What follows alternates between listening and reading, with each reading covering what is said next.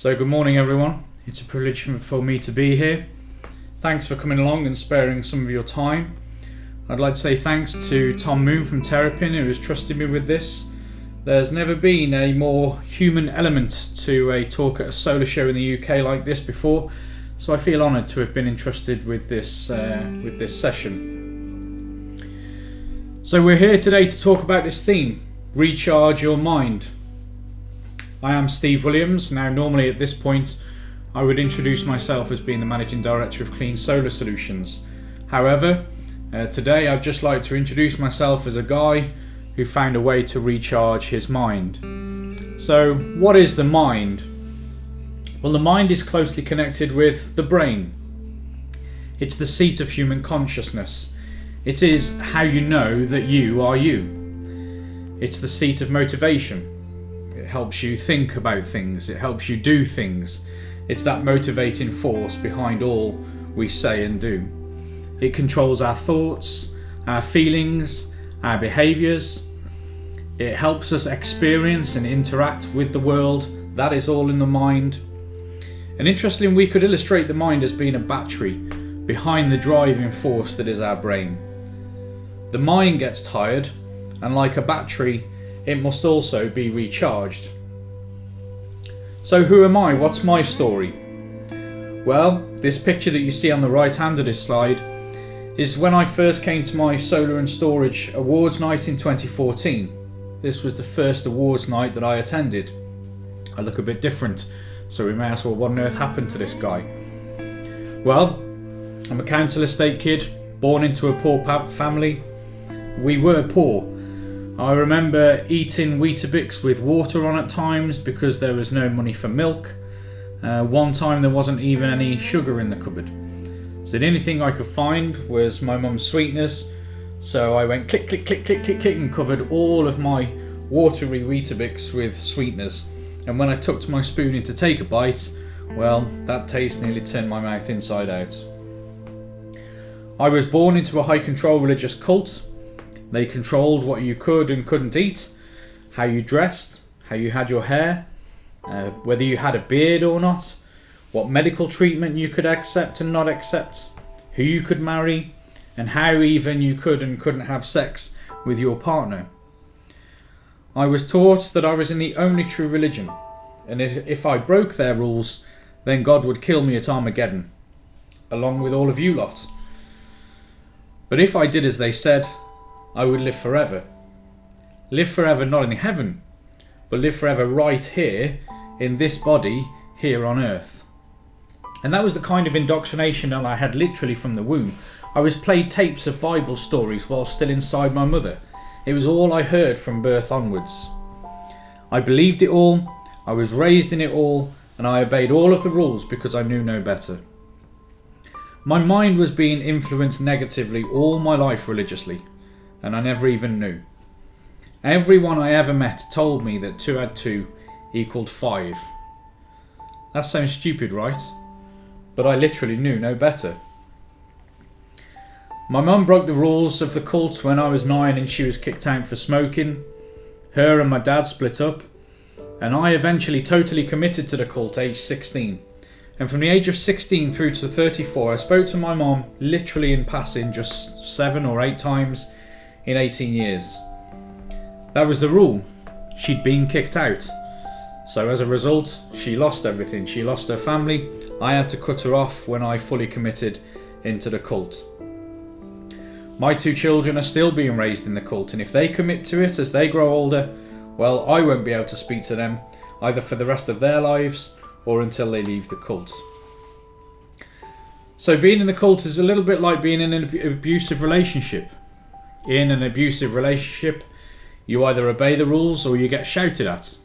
You either obey the rules or get beat, or even worse. For me, it was obey the rules of the cult or eventually die. Now you may not have noticed, but they don't owe me anymore. I look slightly different now. I am my own man. I make my own rules in life. However, that level of control takes its toll on the mind. I walked around consumed by fear of doing something wrong, and guilt when I did do things wrong, and eventually that screwed me up. I wasn't connected to a healthy power source for my mind. I was being trickle charged by a damaging current. I had to unplug. But when you unplug from a power source, you have to plug into something else, or you can spiral into depression and suicide. Now, I'd been there once in my life, and I didn't want to go there again. So I had to find new ways to recharge my mind. And I'm here to tell you today that if I can change, you can change. If I can unplug from a negative power source and plug into a positive power source, then you can do exactly the same. So that's me. Who are you? Do you actually know who you are? Well, I watch myself very closely, and I would encourage you to do the same. You need to watch yourself. Your brain, which includes your mind, is the most complicated thing in the cosmos. It runs on electricity in incredibly complicated ways. You think that you can understand that? Wrong. You can't understand the brain fully, you can't understand your mind fully, but you can learn to control it. It's helpful to know who you are, because then you get to know the little snakes and ladders inside of yourself when you analyse yourself. Then you need to accept that finding out who you are is a good thing to know too. And when you've accepted these things, only then can you begin to recharge. When you begin to know yourself, you begin to know what power sources you need to plug into in order to top yourself up. So I'm asking you to dedicate yourself to a new level of knowing yourself as 2022 approaches. Whatever situation you find yourself in, if you don't like where you are, move. You are not a tree. If you are not happy, change something. If you want to make the most of an opportunity, you have to learn. If you want to solve your problems, you have to learn. We can't just come here and show you the products and the brochures and then you stay a while. You have to learn and then stay for a while. Put on the personal development YouTube videos and stay for a while. I've invited all of you here to stay for a while and do some learning. So let all of us take this information home and let 2022 be our best year ever. Raise your hand if you know the last time you had a meeting with a work colleague. Keep it up if you know when was the last time you had a meeting with a family member. Keep it up if you know when you last met a friend. Keep it up if you know when was the last time you sat down and had a meeting with yourself. When was the last time you sat down and truly talked with yourself about your day, your week, the past year, the coming year, your dreams, your aspirations for the next 12 months, for the next 5 years, or for the next 10 years? When was the last time you sat down and really talked to you? When did you ask yourself how you were, how life is, how your job is going, how you're spending your downtime, what your intimate relationship is really like? When was the last time you asked yourself, where are you headed? When was the last time you examined and asked yourself what power sources you're plugging your mind into? Well, I'm asking you to have that meeting right now. I'm asking you to forget your partner, to forget dad, mum, and the kids. I want you to think about you and you only. I want you, as we go through our information, to examine yourself. I want you to rediscover, and for some of you maybe even discover for the very first time, how to recharge your mind. Because this is the situation that many people find themselves in. Many people want to run away. Many people want to disappear away from the life that they have built for themselves. This is a slide that I found on Facebook, and notice the comment at the bottom, "We're all tired, brother." This is particularly how the time of COVID has made people feel. People feel tired, they seek escapism, their minds are drained from being bombarded with daily COVID infection and daily COVID death figures. They don't like their reality, so they want to run away. They think that living in a commune with like-minded people, off-grid and away from society will make them happy. If you think that living like that will make you happy, you need to read about Jim Jones and what happened at Jonestown. Try that for mental size and see if you still want to live that way. You know the saying, don't drink the Kool-Aid? Well, Jonestown is where that saying came from. Research it, it will blow your mind. Escaping to a Viking village will not recharge your mind. You need to find a way to cope with the world you're in. Most people are drained by their viewpoint to life. Some people love to sit on the pity potty and talk themselves into a depression.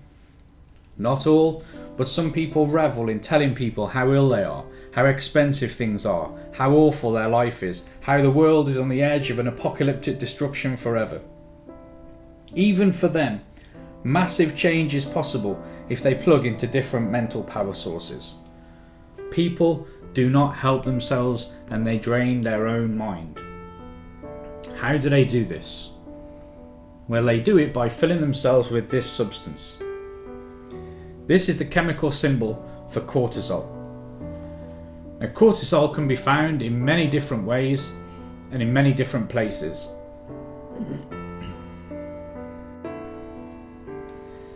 What are the effects of cortisol?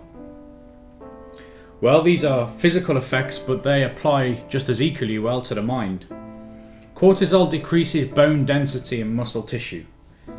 If you fill your mind with cortisol, fill your body with cortisol, you cannot take on the same sort of loads. You are weaker generally. You have impaired cognitive performance. When you're stressed, you can't think straight. When your body is filled with cortisol, you have a lowered immunity system. Your body cannot cope with something new that's negative when it's stressed. You have slow wound healing. Your mind cannot deal with the traumas of your past if your body is filled with cortisol. You carry increased weight around the abdomen. Now this can slow you down, just generally you're more lethargic. It's harder for you to function in life if your mind is not straight. You have increased blood pressure and also death. Now cortisol is a very potent chemical.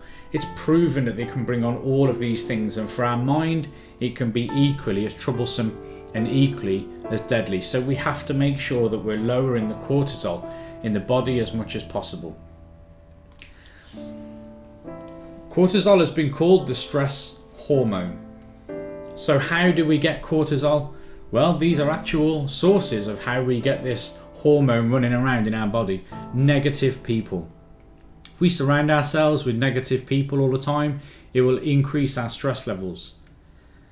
Our job, being in a job that we don't like, will raise our cortisol levels. It will drain our mind.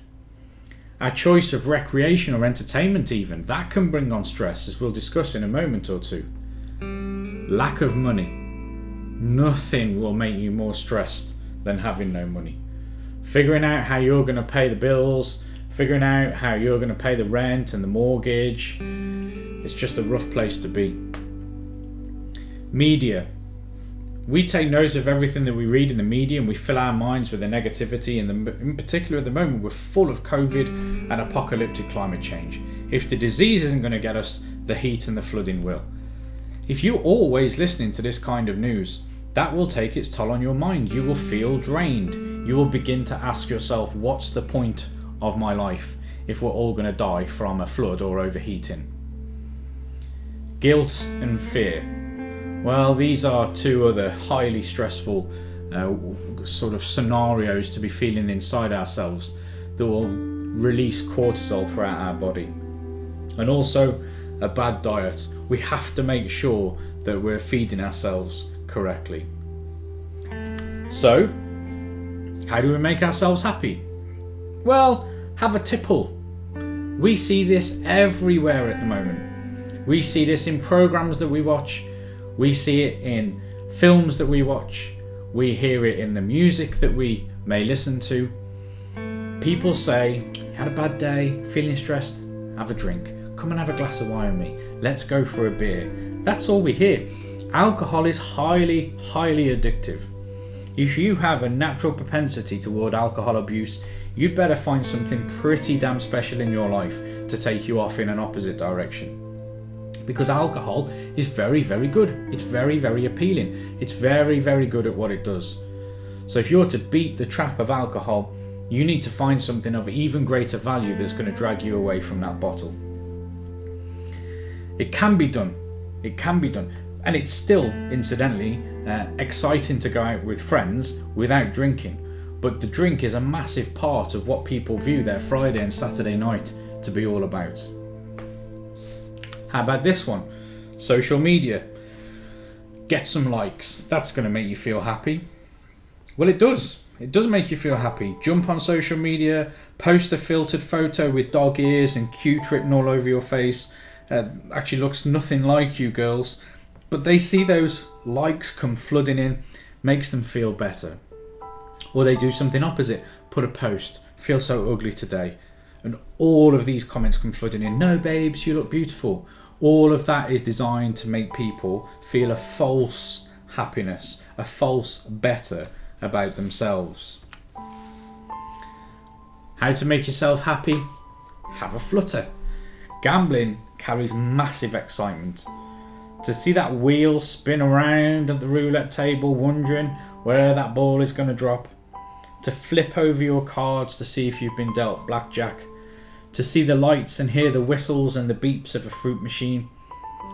Even old folks don't need to leave their house. They can sit in and watch those lottery numbers fall out on a Saturday night, and that brings them a rush. It brings them excitement.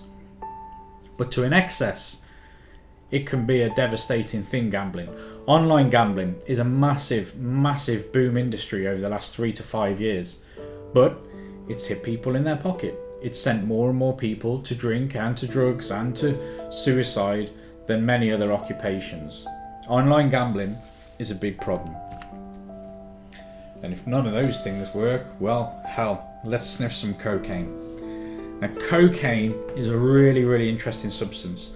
People love cocaine. Why? Because it gives them a hit. Now, cocaine as a drug activates exactly the same system that's activated when you're moving towards a valued goal. It makes you feel pharmacologically that you're doing something valuable and worthwhile. It's the same kind of feeling that you see when you have your child take their first steps, when you pass your driving test, when you get your first home. Those senses of happiness, the circuitry in the brain, that circuitry is exactly the same circuitry that's activated and really running riot when a person sniffs cocaine. So cocaine activates the dopaminergic systems in the brain associated with happiness. Cocaine really does make you feel happy, and that's why cocaine is so addictive. It's immensely satisfying as a drug. But all of these vices or power sources are hugely damaging to your life. Pursue them at your peril. So what should you be doing with your life? What power sources should you plug into? Well, you want to fill your mind with as much of this stuff as you can get your hands on. This is the chemical symbol for dopamine. Now, dopamine is an interesting chemical. It's activated in the brain. It's activated, interestingly, by drinking and by social media and by gambling and by cocaine and drug use.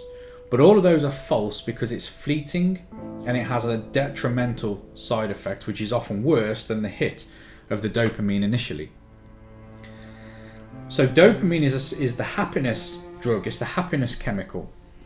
It's associated with forward movement.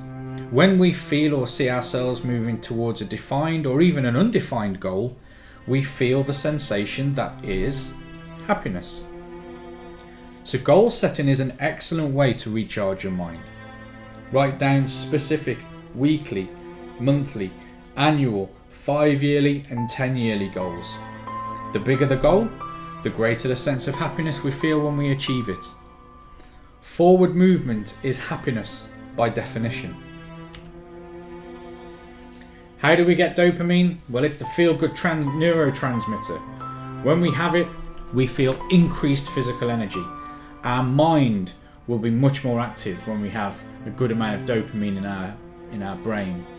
We have an increased rate of learning. Well, that can only be a positive thing. We have an increased rate of storing and of recalling memories. Again, that can only be a positive thing.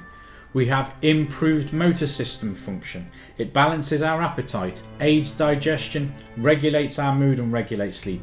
All of these things are highly desirable, but all of them are generally hard to find.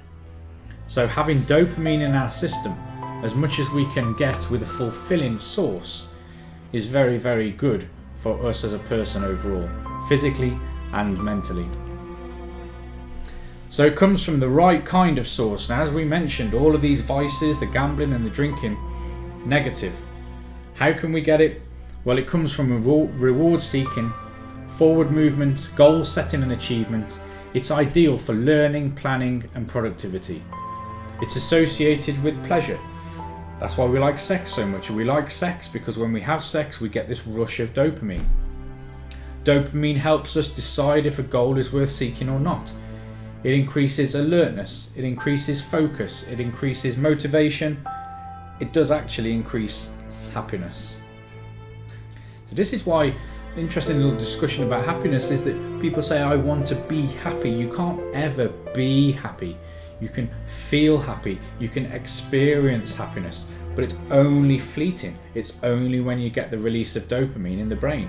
When the dopamine effect wears off, you feel normal again. Something good happens, then you have the dopamine release, and then you feel happiness again. So this is that principle explained, the chemistry of addictions. We find at the bottom the pleasurable activity. This is the activity that I like to do. When we find something that we like to do, we get the hit of dopamine. Our brain then remembers that sensation, and when that effect of the dopamine wears off, the brain recognizes it, goes, oh, I want some more of that dopamine because I feel better. So then you've got the stimuli, then you perform the activity, which gives you the dopamine, and round and round and round it goes. Now this is the crucial deciding element between whether you're going to give yourself a more cortisol hit or a more dopamine hit, is because you can give yourself an excitement version of dopamine, which is negative through the drink, through the drugs, through the gambling. Or you can give yourself a motivation hit of dopamine via goal setting, forward planning, moving towards a goal. So we want to seek to head toward the motivation side of things. That's really the type of dopamine that we want to be filling our minds and our body with. And this is what we're trying to do today. We're trying to eliminate clutter from our mind to enable an easier recharging process. It's going to help our family relationships, our business relationships, your intimate relationship, your career and your bank balance. Don't live a life based on excitement, because when that goes, you feel empty. Live a life based on motivation and feel the richness of life. Rarely will that richness leave you. So what are some steps that we can actively take to recharge our mind and live a life based on motivation? Well, this one, make your bed. Why is making your bed so important? Well, getting out of bed is the very first task of the day. It's the first thing that you will do. And if you get out of bed and you make your bed, even if you have a terrible day for the rest of the day, when you come home right at the end of the day and you open your bedroom door, you'll see something that's neat, it's tidily, and it's orderly, and it's welcoming. And a made bed will give you a hit of dopamine at the end of your day. That, as we've said, will help to regulate your sleep. You will sleep better if you come home to a made bed. Simple, easy first step to take, but very effective. Beyond this, tidy your room. Which is the more inviting area, the one on the left or the one on the right? Now, interestingly, for some people that live in chaos, the one on the left is what they want. But to the majority of people, the room on the right is instantly more appealing to us. That's the one that we want. And so we do well to tidy our room. In fact, social scientists have said that it's proven if we make one room as opulent and as clean and tidy as our finances allow, that will lead to a good lifestyle. Because no matter what's going on in our life, no matter what the rest of the house looks like, we can close the door on all of that and open the door on one tidy room in our house that's pretty that's clean, that looks nice, and then instantly we will get this release of dopamine, and no matter what's going on in the chaos with the rest of the house or the rest of our life, starts to get left behind. Beyond this, another very practical measure: make a list. When you make a list and you tick something off that list when you've completed it, again you get this hit of dopamine. You get this trickle of feel good running through you. The longer the list, the more detailed the list, the more the trickle of dopamine is going to come through and through and through.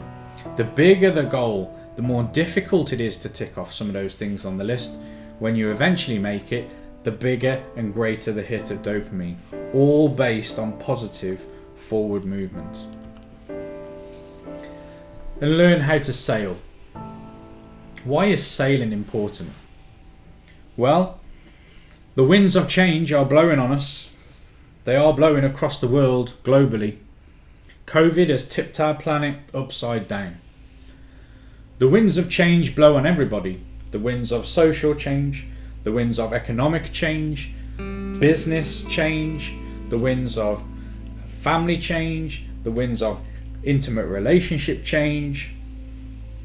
Those things pretty much blow on everybody, pretty much to the same degree. Now, some will blow you harder than others, but that's something that's not going to change. Don't ask for the winds to stop blowing. Don't ask for a better wind. All you've got is what you've got. You shouldn't curse what you've got. On this planet, all we have is the seed that's here. All we've got is the soil that's here. The miracle of life that's here. The seasons that are here. The opportunities that are here. That's all we've got. So wherever you've come from in your country, your economy is all you've got. In the UK, the economy that we have here is all we've got. The government is all we've got. The marketplace and our business opportunity, that's all we've got. So whatever you do, don't criticise all you've got. The key is to take what you've got and to turn it into the miracle of your future. Don't wish that it was easier. Wish you were better. Don't ask for less problems. Wish for more skills. Just ask that you can get wiser and stronger and better. The winds of change will blow on you. But where you end up next week, next month, a year from now, 5 years from now, 10 years from now, does not depend on the winds. It depends on where you set your sail. You can have immensely strong winds blowing straight at you, but if you know how to sail in the correct manner, they're the times when you can make your greatest progress. If you know how to set your sail even when the winds are blowing flat in your face, you can still make good progress in your life. So, this is why you've taken the effort to be here today. You've taken time out of your day to come and to take some notes. You've committed yourself to learning so that you can have better days ahead. And I'm asking that you go away from this with your personal philosophy intact and to get your financial plan going. There's also times in life when you need to know when to supercharge. You know, the mind reacts in a certain way when something unexpected happens. Especially if you're a person that ranks high in conscientiousness, you really struggle when something unexpected happens. You pay attention to the detail if you rank high in conscientiousness. You plan everything out. So when something comes along to interrupt that plan, your brain glitches and you need to figure out a new pathway, a new route forward. But the brain reacts particularly badly to unexpected bad news. If you have a relative that leaves you for work in that morning, it's a normal day, they're in a car accident and then they die as a result, that's a terrible thing for the mind, for the brain to try and take care of. The shock from that is very, very difficult to comprehend. You didn't get a chance to say the proper goodbye. If you have a family member that's got a terminal illness and you can see them going downhill over a course of weeks or months, when they die, it's still an awful, awful, awful event. None of us are mentally kitted out for death. But the unexpectedness of the sudden death is what's really, really difficult to cope. So if we know that we have some bad news coming, we do well to address this. It doesn't suit us to put our head in the ground like the proverbial ostrich. We need to know that we are going to face something. And when we recognize what that situation is, that's the time that we need to supercharge our mind. When my Tesla knows it's heading for a supercharger to be charged, I have a message that comes up on my screen that says preconditioning battery for supercharging. It knows that it's going to be flooded with electricity incredibly quickly, and it will charge that battery in a way that no other plug can. Then I, as the driver of that car, know after this supercharging process I've got full power when I need to drive all the way through the night. I can drive up the really big hills, I can drive through the snow, I can drive through the mud on the country lanes, I can have the fan on full blast on a winter night and keep everyone in my car warm. So we need to know this. The night, the wind, the cold and the rain, they will come. And our mind is exactly the same. We will have times when it's a struggle mentally. Sometimes in life, the night will be unusually long for us. We can see the road ahead looks more uphill than usual. The road ahead is slippery and fraught with danger. We can see that our business is about to head into a lean patch. We can see that our family is going to need us to give them warmth and comfort due to the cold and harsh reality of a divorce or a serious bad turn of health or even a death. When the winter strikes and your heart is broken into a million pieces, you need full power available to get you back on track. When you see these kinds of things looming on the horizon, you can't go into that scenario on an empty battery.